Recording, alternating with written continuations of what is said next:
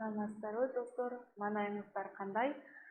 Бүгүнкү сиздердин сабак өтүүңүздөргө аябай жагымдуу маанай түзгүм келип жатат. Анда эмесе баарыңыздар алдыга умтулуңуздар, сиздер күчтүүсүздөр жана акылдуусуздар деп айта аламын. Анда эмесе биз сиздер менен үй тапшырманы текшерип алсак. Мен ишенип турамын, билип турамын жана дагы сиздер үй тапшырманы терең ойлонуп, жакшы таап алдыңыздар деп ойлоймун. Анда эмесе чогуу биргеликте туура же ката экендигин белгилеп алсак. Сиздерге мындай суроо берилген.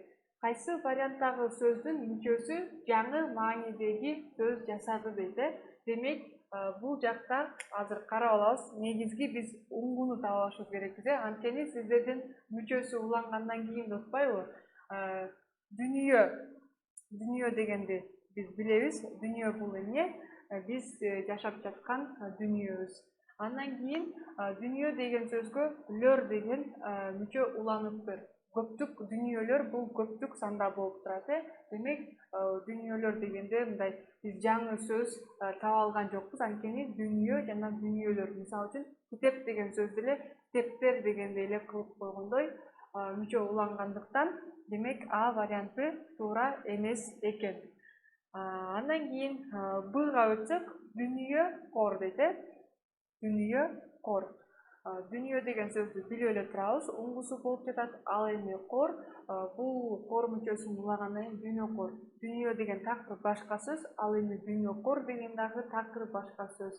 Дүнүйө биз жашай турган нерсе болсо, ал эми дүнүйө кор деген мисалы үчүн көзү тойбогон, көп нерселерди өзүнүн үйүнө топтой берген дүнүйө кор адамдар болот эмеспи? Ошондой, демек дүнүйө кор деген бизге такыр башка маанини берип жатат. Ошондуктан биз азырынча ойлой туралык, жаңы маанидеги сөз жасады окшойт деп, бирок так эмес. Андан кийинки өтсөк, дүнүйө анан дөн деп. Дөн деген мүчө уланыптыр дүнүйө деген сөзгө. Бул жактан мисалы үчүн дүнүйөнү билип турабыз, бирок дүнүйөдөн ал улгайган ата дүнүйөдөн өтүп кетиптир деген сүйлөм түзө турган болсок, дүнүйөдөн. Демек, биз жашап турган дүнүйөдөн кетип калыптыр дегенин маанини берип атат, бирок жаңы сөз жасады деп айта албайбыз. Демек, азырынча В варианты дагы туура эмес экен. Г вариантына өтсөк, дүнүйө нүкү дейт. Бул таандык мүчө, билесиздер, ныкы деген мүчөнүн эле нүкү деген варианты экен. Дүнүйөнүкү, мисалы үчүн, ал асандыкы бир адамга же бир нерсеге таандык болуп жатат. Мисалы үчүн, куштуку, же болбосо жаныбардыкы, карышкырдыкы дей турган болсок, ал таандык мүчө экендигин билип жатабыз. Бирок дүйнөнүкү дегенде дүйнө эле деген сөздүн дагы бир варианты болуп жатат. Андыктан жаңы сөз табылган жок. Демек, бизде А, В, Г варианттары туура эмес болду дагы, Б варианты туура деп таба алдык. Бул чындыгында туура, анткени дүйнө деген такыр башка сөз, бирок дүнүйө кор деген сөз дагы такыр башка сөз экендигин биз айгинелеп, далилдеп бере алабыз. Ошол анда Б вариантын белгилеп алабыз. Сиздер дагы Б вариант туура вариант катары тапкан болушуңуздар керек деген ишеничтемин. Анда эмесе бүгүнкү биздин жаңы темабызга өтсөк. Достор, биз сиздер менен бүгүн аналогия жана сүйлөмдөрдү толуктоо бөлүгү боюнча темаларды өтөбүз. Бул биз сиздер менен аналогиянын 8 байланышы бар деп алгачкы сабактарда карап өткөнбүз. Биринчи байланыш сиздер себеп натыйжа байланышы боюнча толук маалымат алгансыздар. Экинчи байланыш катары бүтүн бөлүк байланышын дагы билип түшүнө алгансыздар. Ал эми бүгүнкү биздин үчүнчү жаңы сиздер менен өтө турчу бүгүнкү байланышыбыз зат курам байланышы. Зат курам дегенде эле зат бир зат болуп атат, анын курамы деген ойду билдирип жатат. Мисалы үчүн, бул дүйнөдөгү бардык заттардын кандайдыр бир курамдары болот. Ошол курамдардын негизинде зат пайда болуп чыгат. Мисалы үчүн, бир затты ала турган болсок, калем деп, калемди алганда эле бул өзү эле даяр эле нерсе деп ала албайбыз. Бул Калем дагы өзүнчө бир сыядан турат, же болбосо кармагычтарынан турат жана башка курамдары бар. Сырткы эмес, ички курамдарын карайт экенбиз. Курам деген эмне? Бул кандайдыр бир заттын ичин түзгөн башка майда заттардын бирикмеси. Демек, аналогия үлгү жубунун бир сөзү зат болсо, экинчиси анын курамы катары каралат экен. Негизинен бир зат бир нече нерседен жасалган болушу мүмкүн. Бирок биз аналогия суроолорунда бир заттын курамындагы эң негизгиси, эң маанилүүсү табуу үчүн биз болушунча аракет кылышыбыз керек экенбиз. Анда эмесе жазып алсак бул жака зат. Достор, сиздердин ар бириңиздердин өзүнчө иш дептерлериңиздер бар. Ал иш дептерлериңиздерге сөзсүз түрдө жазып отуруңуздар. Анткени сиздер үчүн аябай пайдалуу маалыматтар болот. Бул жака зат жана курам.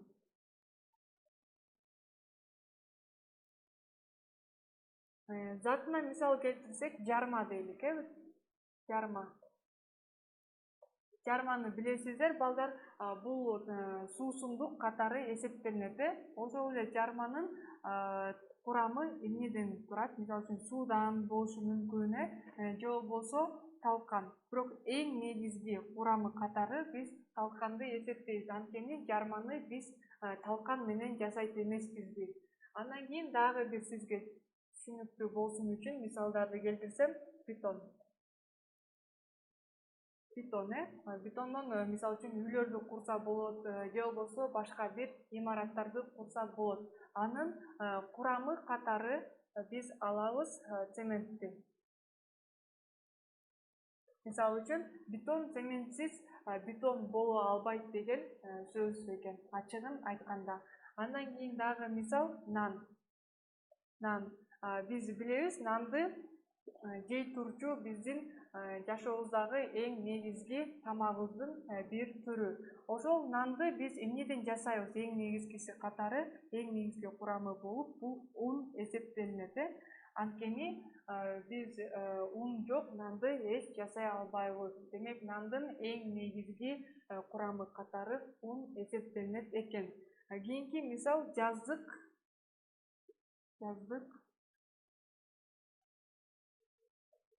Мамык.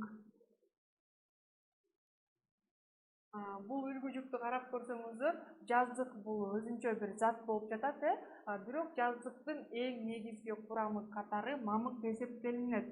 Биз жаздыкты мамыксыз элестете албайбыз, анткени мамык жок, мындай жаздыкыбыз аябай бизге ыңгайлуу боло албайт деген сөз. Эми бул зат курам байланышынын дагы өз ара ичинде бөлүнүштөрү бар. Ошол бөлүнүштөрдү дагы жазып алсак. Биринчи бөлүнүшү бул зат жана анын азыркы курамы. Зат жана анын азыркы курамы.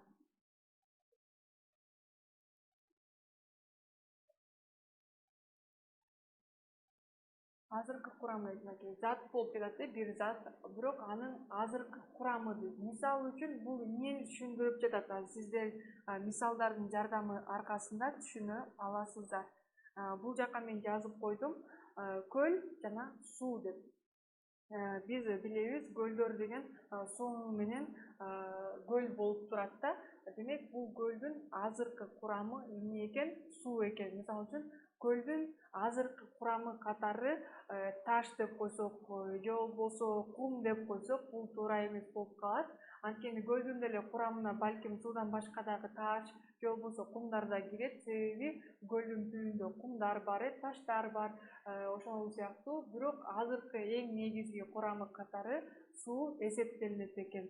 Ошондуктан азыркы курам. Кийинки жаздык мамык. Мында дагы жаздык мамык.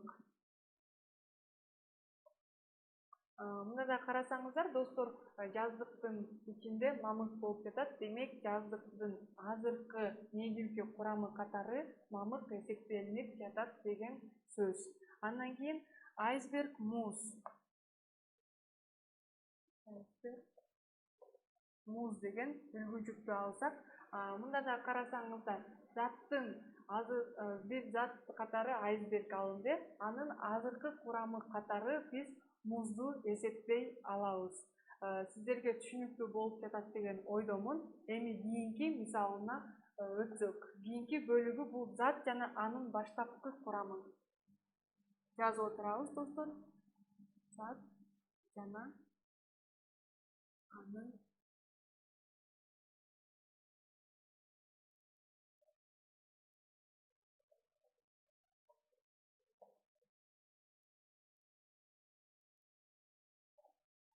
карасаңыздар достор, зат жана анын баштапкы курамы дейт. Демек, биринчи бөлүктө бул азыркы курамын далилдей турган болсок, эми мурунку баштапкы эң алгачкы курамын далилдей турчу бөлүк экен. Азыр мисалдарды жазганда сиздерге түшүнүктүү болот деген ишеничтемин. Мисалы үчүн муз, суу дейт. Карасаңыздар, азыр мисалы үчүн кыш мезгили деп коелук. Ал кыш мезгилинде муз турат. Ал муз башында эмне болчу эле? Ал башында суу болчу. Демек, суу мисалы үчүн жайында күзүндө суу боюнча турду дагы, кыш келгенде аба ырайына байланыштуу аябай суук болгондуктан музга айланды. Демек, ошол муздун эң башында эмне болчу? Суу болчу экен. Демек, ошол баштапкы курамын билдирип жатат. Кийинки мисалды карасак, кагаз анан жыгач. Кагаз, жыгач деген үлгү жүк экен. Мында караңыздар достор, кагазды билебиз.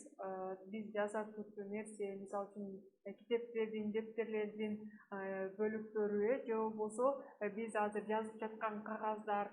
Бирок ошол кагаздар каяктан келген, каяктан жасалган, эмне болуп жасалган, ал деген негизи бир жерде кагаз болуп өсөбү же кандай деген суроо туулат. Көбүнчө кичинекей балдар ал нерсени ойлойт. Бирок биз кагаздын эң баштапкы курамы катары жыгачты эсептейт экенбиз. Биринчиден бактан жыгач алынат. Жыгачтан бизге азыркы биз жазып жаткан дептерлерибиз, кагаздарыбыз келип чыгат. Демек, кагаздын эң баштапкы курамы катары жыгач экендигин бул жакта далилдеп жатат. Кийинки мисалды карасак, күл, көмүр.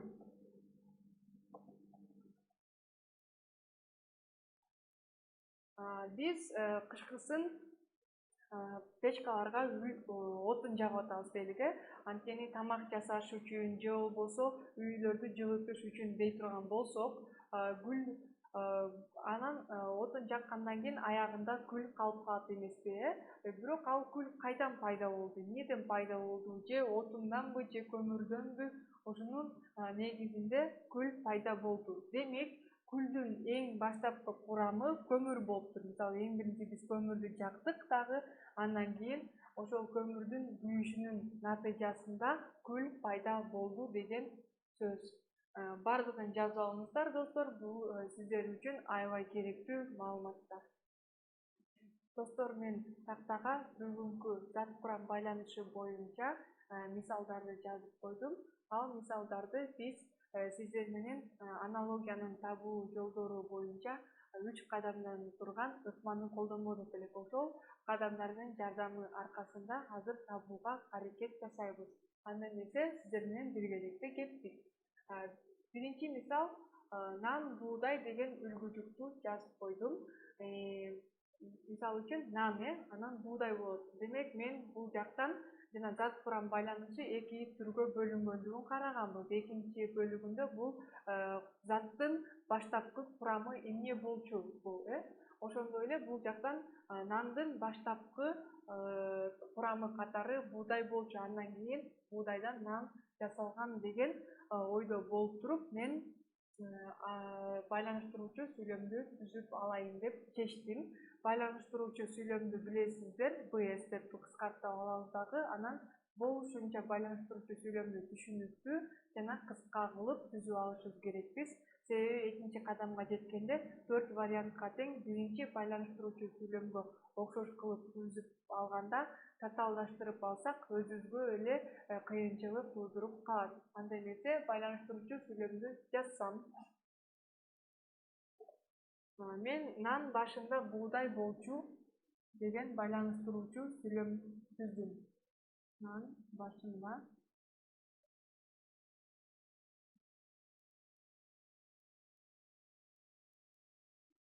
буğday болчу. Нан башында буğday болчу. Мен ойлоп жатамын, бул аябай кыска жана түшүнүктүү байланыштыруучу сүйлөм боло алды деп. Эми ар бир вариантка бул биринчи кадам бүттү, эми экинчи кадам ар бир 4 вариантка тең байланыштыруучу сүйлөмдөрдү түзүп чыгышыбыз керек биз. Себеби биз туура жоопту табыш үчүн. Андай куш канаттуу дейт, Куш башында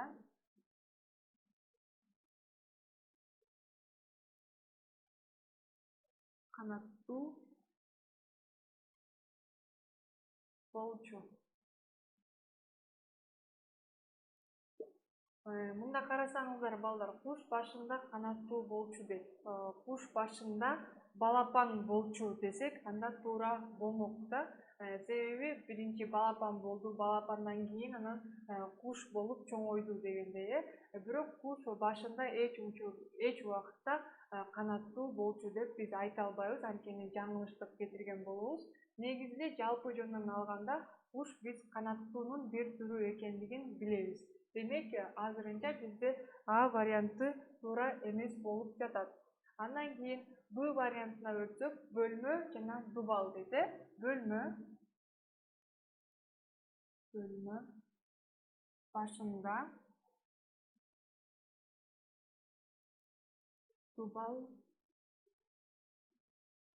болчу дей турган болсок, караңыздар, бөлмө башында дубал болчу. Бөлмө биз билебиз, биз бөлмөлөр үйлөрүбүз ичинде өз ара бөлмөлөргө бөлүнөт. Ашкана, уктоочу жай, же болбосо конокторду тосуучу бөлмө деп бир нече бөлмөлөргө бөлүнөт. Бирок бөлмө башында дубал болчу деп биз айта албайбыз. Анткени бөлмөнү биз билебиз, сөзсүз түрдө дубалдан турат жана бир чоң үйдү түзөрүн билебиз. Демек, биз бул Б вариантындагы туура деп азырынча эсептей албайбыз. Андан кийин дарыя суу деген бөлүмгө өтсөк, дарыя башында суу болчу.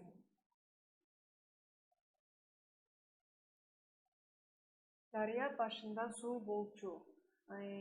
Балким дарыя башында чындыгында суу болушу мүмкүн, бирок бул жакта дарыянын ордуна муз башында суу болчу десек туура келип калмак. Дарыя бул балким дарыя башында кичинекей суу болчу, же болбосо азыраак суу болчу десек дал келмек, бирок дарыя башында суу болчу деген мындай туура деп айта албайбыз. Бирок азырынча. Андан кийин Г вариантын карап көрсөк, кагаз жыгач дейт. Кагаз башында жыгач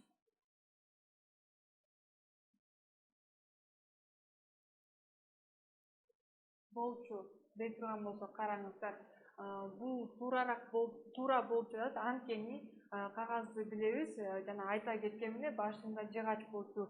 Биринчи бактан жыгачты алабыз, анан жыгачтан биз жазып жаткан кагаз дептерлерибиз жазылат эмеспи. Демек, биз туура жоопту таптык, анткени чындыгында кагаз башында жыгач болчу. Демек, туура вариант катары Г варианты белгилеп алыңыздар. Ошондой эле бул жакта нан башында буğday болчу, ал эми кагаз башында жыгач болчу экен. Сиздерге достор түшүнүктүү болуп жатат деген ишеничтемин. Мынакей азыр биз 2 баскычты 2 ыкманы тең өтүп бүттүк дагы, 3-чү баскычта текшерип көрдүк. Бул жакта 3 вариант туура эмес болду дагы, 1 вариант туура болгондуктан биз туура вариантты таптырбыз деп белгилеп алдык. Эгерде 3-чү ыкма боюнча бул жактан 2 туура эмес жооп чыгып калса, анда кайрадан биз байланыштыруучу сүйлөмдү башкача жол менен түзүп алып, анан кайрадан ушул этаптарды өтүп, текшерип, көрүп, анан туура жоопту белгилемекпиз. Бирок биздин биринчи гана байланыштыруучу сүйлөмүбүздүн натыйжасында туура жоопту таба алдык. Андай эмесе, экинчи сурообузга өтө турган болсок, достор, жазып отуруңуздар, сиздер үчүн аябай керектүү маалыматтар. Мында сөйкү алтын деген үлгү жүк жазылып турат. Биз сиздер менен билебиз, мынакей сөйкү кандайдыр бир зат болуп жатат.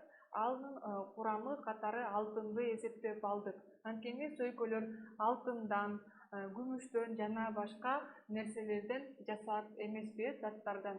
Ошондуктан биз азыр кийинки варианттарды дагы туура табуу үчүн, туура жоопту табуу үчүн байланыштыруучу сүйлөмдү алгач түзүп алабыз. Бирок биз түзүп алуудан мурун окуп көрөлүк. Стол, темир, нан, ун, кагаз, жыгач, жарма, арпа. Бардыгын эле карап көрсөңүздөр, бул жакта бардык эле жооп туурадай сезилип жатат.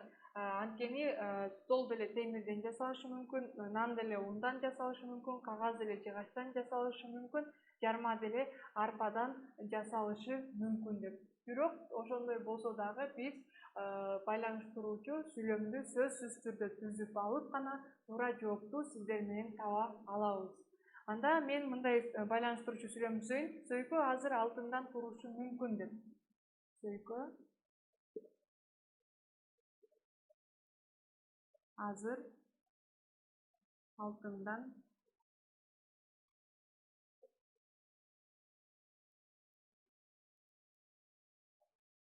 турушу мүмкүн. Мына карасаңыздар, достор, зат курам байланышы өз ичинен экиге бөлүнгөн. Биринчиси бул азыркы учурдагы бир заттын курамы болчу. Ал эми экинчи бөлүгү болсо, мурунку курамы кандай болчу, баштапкы курамы кандай болчу дегенбиз. Биз биринчи үлгү жүк менен баштапкы курамын таап алдык. Эми биз экинчи үлгү жүктөн, демек, азыркы учурдагы курамын табышыбыз керек экенбиз. Тагыраагы сөйкү азыр алтындан турушу мүмкүн деген байланыштыруучу сүйлөмдү жазып алдык. Эми бул биринчи кадамды бүттүк, экинчи кадамга өтсөк. Сөйкү алтын дейт. Стол темир дейт. Стол, бул жака А деп жазып коеюн. Стол азыр темирден болушу мүмкүн деп жазып алдык. Стол азыр темирден болушу мүмкүн. Чындыгында темир азыркы учурда темирден болушу мүмкүн, же болбосо жыгачтан болушу мүмкүн дешибиз керек. Бул менин оюмча азырынча туура жооп катары ала туралык. Анткени алдыда бизде дагы 3 вариантыбыз бар. Мен биринчи вариантта эле туура жоопту таап алдым деп, аны белгилеп коюп, кийинки суроого өтүп кетпешибиз керекпиз. Себеби алдыда бизди 3 вариант күтүп турат. Нан, ун деген үлгү жүктөн. Нан азыр ундан турушу мүмкүн. Дей турган болсок, достор, нан азыр ундан турушу мүмкүн. Жок, бул туура эмес болуп калат. Себеби нан азыркы учурда дагы эмнеден турушу мүмкүн? Нан ундан башка суудан же дагы ачыткычтар жана башкалары. Ошондуктан Б варианты туура эмес экен. Андан кийин кагаз, жыгач. Кагаз азыр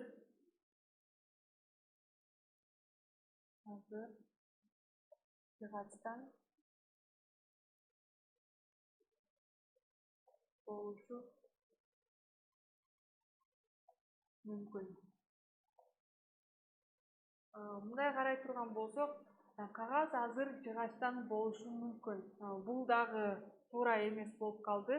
Бул баштапкы курамы жыгач болсо, ал эми кагаз азыркы учурда жыгачтан турбайт. Анткени жыгач иштелип чыгып бүткөндөн кийин гана кагаз пайда болот. Демек, ошондуктан биз В вариантындагы туура эмес деп белгилей туралык. Андан кийин жарма арпа дейт. Жарма азыр арпадан болушу мүмкүн. Бул жакта карасаңыздар, достор, жарма азыр арпадан болушу мүмкүн дейт. Бул суроого мен жоопко такыр кошулбаймын. Анткени жарма азыркы учурда талкандан болушу мүмкүн, же болбосо азыркы учурда суудан болушу мүмкүн. Дагы жармага эмнелер кошулат? Арпадан эч качан биз жарма жасабайбыз. Демек, Г варианты дагы туура эмес экен. Биз биринчи кадамда байланыштыруучу сүйлөмдү түзүп алдык. Экинчи кадамда ар бир жоопторго дагы, варианттарга дагы байланыштыруучу сүйлөмдү түзүп көрдүк. Эми үчүнчү ыкмага өтө турган болсок, бул жактан кандай жооптор чыкты? Ошону текшерип көрөбүз. Демек, бул жактан 3 вариант Б, В, Г варианттары туура эмес болуп чыкты дагы. Бир гана варианты туура болуп чыкты. Ошондуктан биз А варианты туура экен деп белгилей берсек болот. Эгерде бул жакта 2 жооп туура болуп, 2 туура эмес болсо, анда байланыштыруучу сүйлөмдү кайрадан баштан түзүп алмакпыз. Демек, А вариантын ишеничтүү түрдө белгилеп алсаңыздар, жаңылышпайсыздар. Достор, андан ары дагы биз мисалдарыбызды улантып кетебиз. Көбүнчө бүгүнкү сабакта көп үлгү жүктарды, тагыраак айтканда аналогияларды тапсак, биргеликте көбүрөөк иштесек деген ойдо болуп, ошондуктан көп мисалдарды сиздер үчүн даярдап койдум. Анда 3-чү мисалга өтсөк. Бул жакта казык жана темир деген үлгү жүк турат. Казык дегенди баарыбыз билебиз, мисалы үчүн айыл жердесинде көбүнчө уйларды, же болбосо аттарды, эшектерди чоң арканга байлап туруп, анын учуна казыкты байлап, анан казыкты жерге көмүп коет. Ошондо гана уйлар же болбосо жылкылар, аттар качып же чуркап кете албайт, бир жерде оттоп жүрө берет. Ошол казык деген нерсе. Ал казыктын курамы эмне экен? Ал казык сөзсүз түрдө билебиз, биз көрүп жүргөн болсок, темирден жасалат. Демек, биз дагы бул жактагы 4 варианттарды окуп көрүп, алар дагы, мисалы үчүн, китеп дептерди Г вариантын алып көрсөк, китеп бир зат болуп жатат да, анын курамына дептер киреби деген суроо келип жатат. Жок, кирбей калат. Ошондуктан биз антип ойлонбостон байланыштыруучу сүйлөм түзүп көрөлүк. Байланыштыруучу сүйлөмдү түзүп баштасак, казык, темир. Казык темирден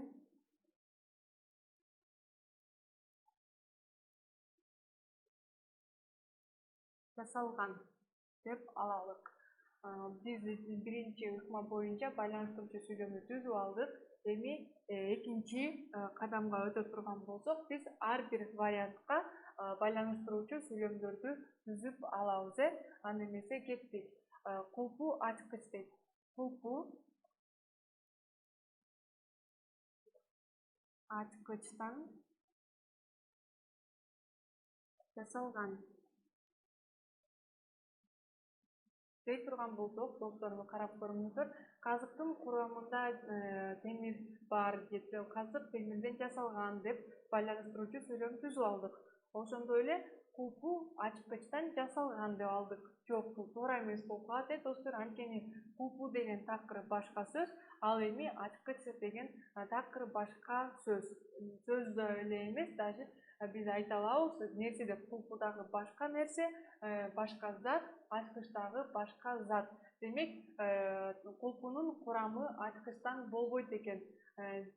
Анткени балким кулпу темирден жасалышы мүмкүн, же болбосо башка бир нерселерден жасалышы мүмкүн. Ошондуктан биз бул вариантты туура эмес экен деп белгилей алабыз. Анда эмесе Б вариантына өтсөк, телевизор, экран деп жазылып турат. Жазып көрөлүк. Телевизор, экрандан жасалган.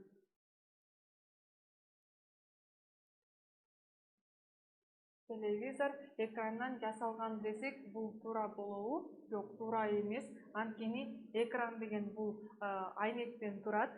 Анан телевизор болсо эч учурда экрандан, айнектен турбайт. Анткени телевизор башка бир курамдардан турат.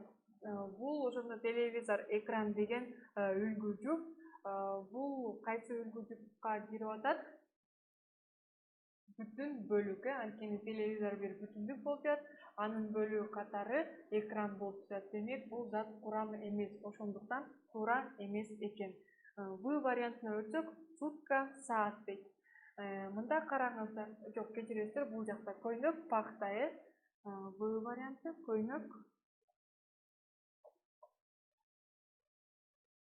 пахтадан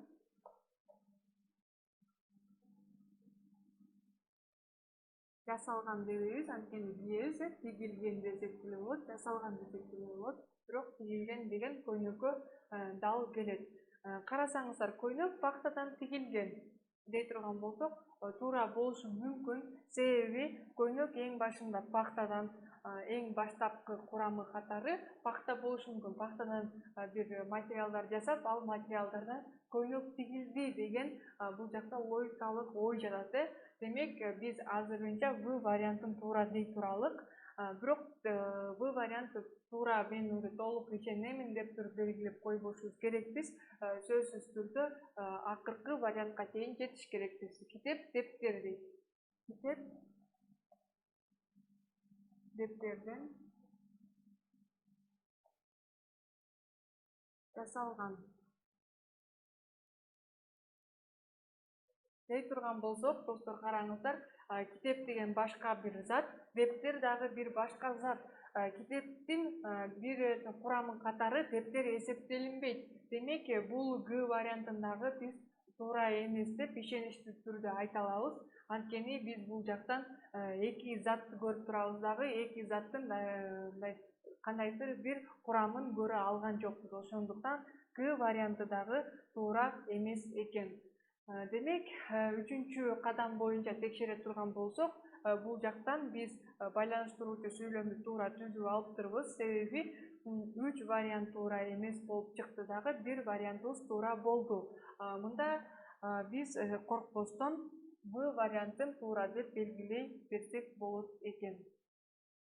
Эми кийинки үлгү жүпкө өтө турган болсок, достор, сиздер дагы кандай сүйлөм түзсөк болот деп ойлонуп отуруңуздар.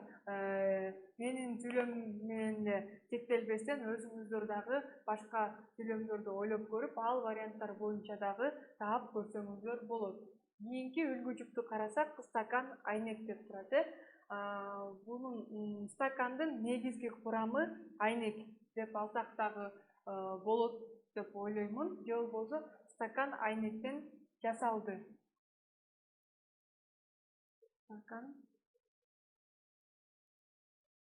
Стакандын негизги курамы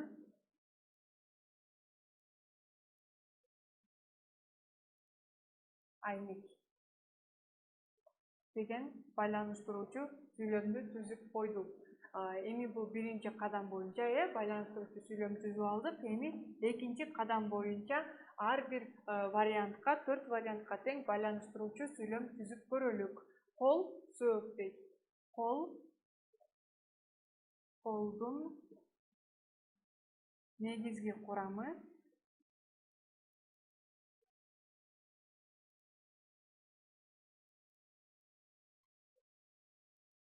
сөөк деп белгилеп алдык.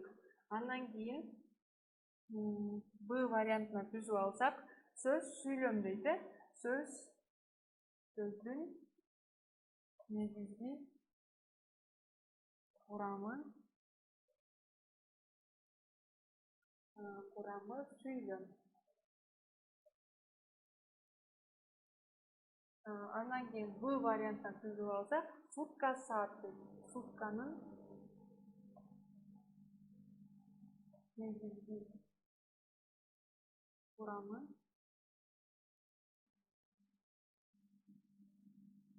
saat. G variantı sap жыгачтык. Саптын негизги курамы жазып отурабыз достор. Курамы жыгач.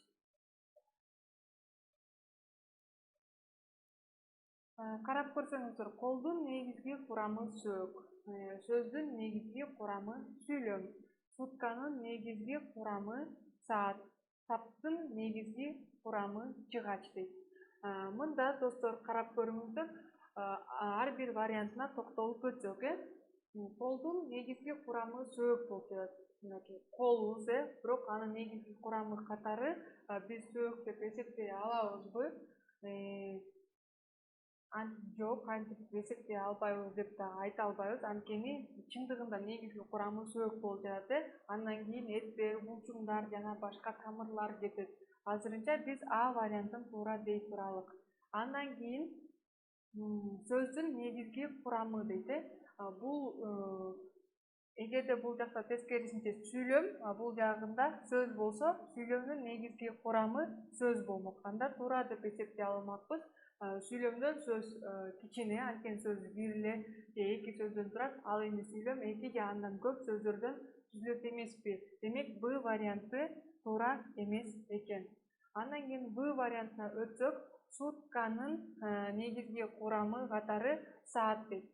Сутканы билебиз, эмне экендигин. Сутканын негизги курамы saat деп дагы эсептесек болот. Бирок бул туура эмес жок. Анткени бул жакта стакан деген бул кандайдыр бир бүтүн даяр зат болуп атпайбы, бизге көзгө көрүнчү зат. Анын курамы айнектин экени дагы бизге көрүнүп турат деген сөз да. Демек, бул дагы туура эмес экен. Анткени сутканы биз көзүбүз менен көрө албайбыз, биз көзгө көрүнчү, колго кармай турчу нерсе эмес. Андан ары саптын негизги курамы жыгач дейт.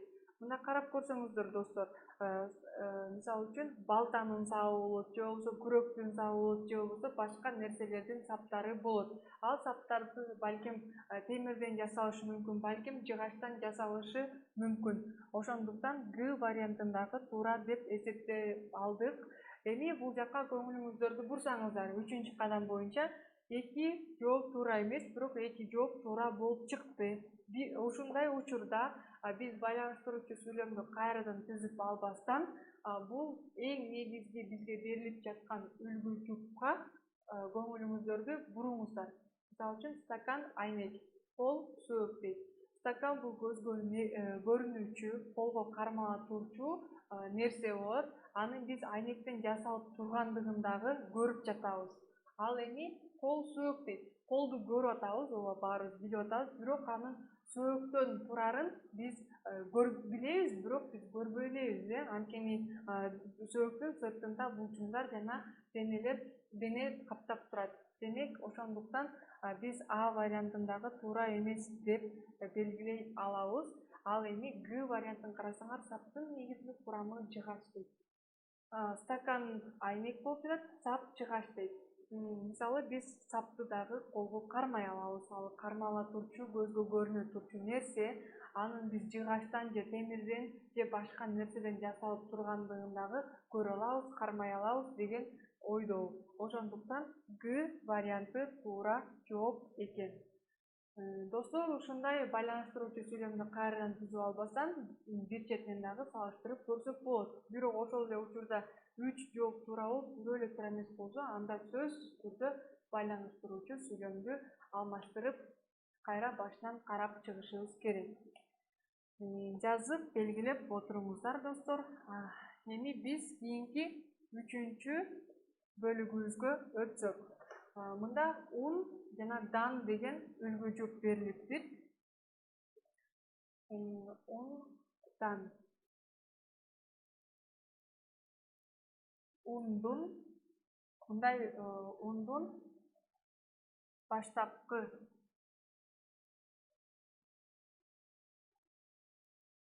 курамы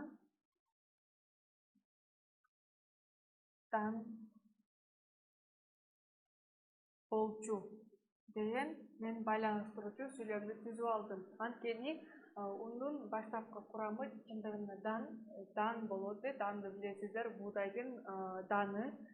Анан кийин ал буудай деген тегирмендерге алып келинип, тегирменден ундар жасалат. Андан гана биз унду колдоно алабыз деген сөз. Эмесе бул биринчи кадам боюнча бүттүк дагы, экинчи кадамга, тагыраак айтканда экинчи ыкмага өтсөк, ар бир 4 вариантка тең биз сүйлөм түзүп алышыбыз керекпиз. Сыя калем дейт. Асы сыя калем. Сыянын баштапкы курамы калем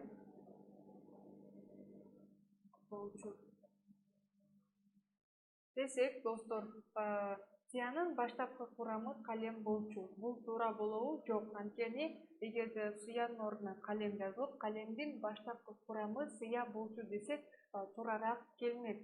Сыя деген бул өзү кандайдыр бир боек десек болот. Бул өзүбүздүн калемдерибиздеги негизги боек. Эгерде калемибиздин сыясы түгөнүп калса, анда биз жаза албайбыз. Ошондуктан сыянын баштапкы курамы катары калем каралбайт. Демек, А варианты туура эмес экен. Б вариантына өтсөк, жебе жа дейт. Жебенин баштапкы курамы жа болчу деген сүйлөм, байланыштыруучу сүйлөм түзүп алдык. Жебенин баштапкы курамы жа болчу. Эми карап көрсөңүздөр, жебе деген бул жаанын жебеси, жебе мындай обу деп дагы айтсак болот. Жааны биз жебесиз ата албайбыз. Ошондуктан жебенин баштапкы курамы жа деп эсептей албайбыз. Анткени жа бир өзүнчө зат, жебе дагы өзүнчө бир зат. Демек, бул жебе жа деген бүтүн бөлүк байланышка кирет. Ал эми зат курам, бүгүнкү биз өтүп жаткан зат курам байланышына кирбейт. Ошондуктан жебе жа туура эмес экен. Анан кийин чөп, анан сабак дейт. Б варианты чөптүн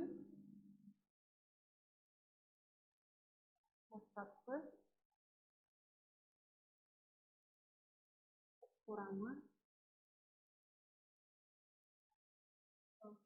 сабак болчу деп жазып алдык. Бул кандай болду? Чөптүн баштапкы курамы сабак болчу. Мында туура болдубу? Туура эмес болуп калды. Себеби чөп деген билебиз, анын сабы дагы болот. Ооба, ал деле туура. Бирок баштапкы курамы катары тамыр эсептелет. Тамыр же болбосо үрөн. Анан кийин чөп пайда болот. Демек, В варианты дагы туура эмес экен. Эми талкан арпа дейбиз. Талкандын баштапкы курамы арпа болчу.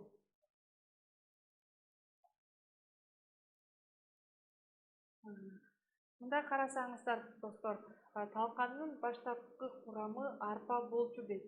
Арпадан талкан жасалышы мүмкүн, же болбосо башка нерселерден талкан жасалышы мүмкүн. Ошондуктан биз Г вариантын туура деп эсептей алабыз. Анткени карасаңыздар, бул жакта ун, дан болуп атат. Талкан, анан арпа болуп атат. Эң биринчиден арпа, анан дан. Билесиздер, экөө тең бир, мисалы үчүн данын ордуна буудай болсо деле, буудай менен арпанын экөөнүн кандайдыр бир байланышы бар. Анткени экөө тең өсүмдүк болуп жатат. Ал эми ун бул даяр азык, талкан дагы даяр азык. Ундан мисалы үчүн нан жасай алсак болот, а талкандан болсо жарма жасай алсак болот, же болбосо башка бир нерсе азык жасай алсак болот деген Ошондуктан бизде 3-чү кадам боюнча текшерип өтсөк, 3 вариант туура эмес, ал эми бир вариант туура болуп чыкты. Ошондуктан биз ишеничтүү түрдө Б варианты туура болду деп белгилей алабыз. Достор, мына ушуну менен бүгүнкү биздин жаңы зат курам байланышы боюнча темабыздын жыйынтыгына жеттик. Мен ойлоп жатамын, сиздерге аябай түшүнүктүү, кызыктуу, билбеген маалыматтарды ала алдыңыздар деп. Эмесе ушул зат курам байланышына байланыштуу кылып, сиздерге бул жакка үлгү жүктү жазып койдум. Сиздер үйдөн эч жака шашпай, пункт коюп, эң биринчиден үлгү жүккө аябай баамдап алып, андан кийин 4 вариантты тең окуп чыгып, 3 кадамдын жардамы аркасында туура жоопту табууга аракет кылыңыздар демекчимин. Анда эмесе жазып алыңыздар. Бул жакта жууркан кебез деген үлгү жүк берилди. Демек, сиздер жууркандын бир курамы катары кебез экендигин билдиңиздер. Ошондой эле сабак, кымыз, ботинке, байпак, капчык, акча, жаздык, мамык деп жазылып турат. Туура жоопту табууңуздарга тилектешмин. Анда эмесе баарыңыздарга ийгиликтүү күн каалаймын. Сак саламатта калыңыздар.